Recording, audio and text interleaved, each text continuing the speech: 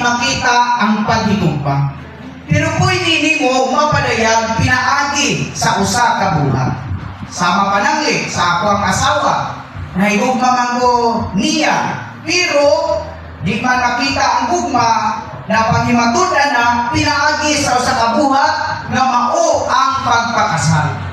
Pagpakita na ang pagpakasal panghimatuod na siya sa akong paghigugma nga dili makita. Amen. Ang atong pagtuo, mga higala, dili siya makita. Munang nagkinahanglan og panghimatuod nga mao ang pagpabautismo. Mayroon siguro mga patay. Bali na galing reliyon kay bautismo ang manta.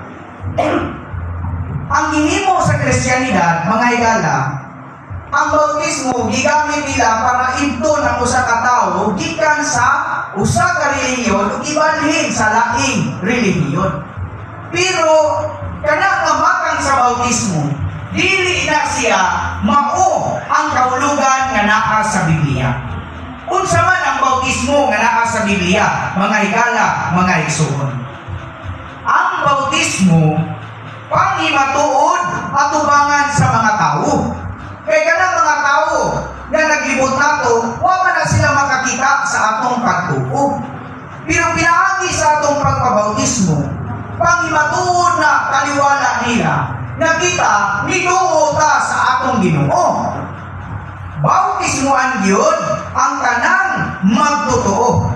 Aron maluwas, dili lang atubangan sa Dios, kundi atubangan sa mga tao.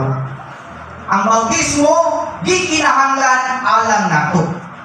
Kay dito man ta sa Ginoo. Ingon siguro ta nga, Brad, okay naman siguro ning pagtuo. Pero ang atong pagtuo dili siya mapanghimatud-an kung dili nato i-execute ang bautismo nga mao ang panghimatuod. Ang Marcos 16:16 nagingon, maluwas ang totoo o magpabautismo. Apan hukman ang dili motoo. So kung papilion ka, mga higala, unsa may atong pilion? Mahinugman o maluwas? Maluwas. Unsa atong pilion? Mahinugman o maluwas? Amen. Mga sisters, kung kamoy papilion, unsa may pilion nyo? Mahinugman o maluwas? Maluwas yun. Amen.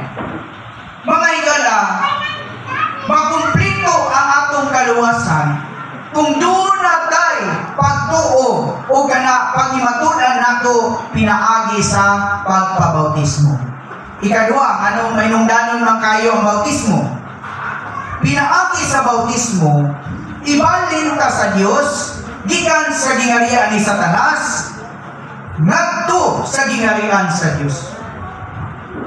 Sa Juan 3:5, sa pagkatinuod mo ingon ko nimo, kung dili ipanganak ang tawo sa tubig o sa espiritu, dili siya makasulod sa gingharian sa Dios.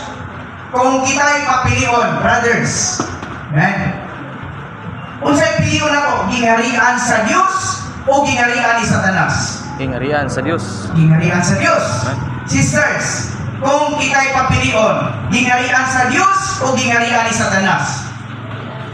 Gingharian sa Diyos. Ingon ana ka-importante, kabilihon ang bautismo.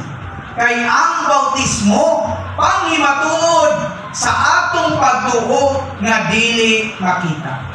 Ug ikaduha, maoy pagsulod nato sa gingharian sa Dios.